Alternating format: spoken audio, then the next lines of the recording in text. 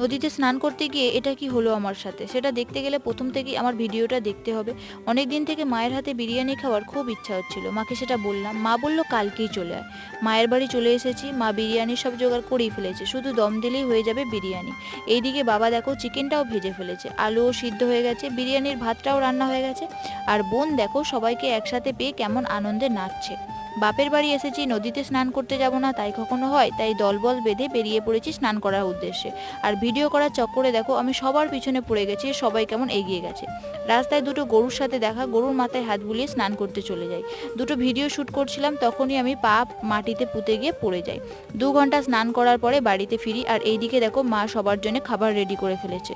সারাদিনের কর্মকাণ্ড 1 মিনিটের ক্লিপে তুলে ধরা খুবই কঠিন, তাই একটা বড় ভ্লগ ভিডিও আনতে চলেছি। তার জন্য আমার চ্যানেলটাকে সাবস্ক্রাইব করে রাখো। আর হ্যাঁ, কার কার বিরিয়ানি খুব পছন্দের জিনিস তারা অবশ্যই কমেন্ট করতে ভুলো না। টাটা বন্ধুরা।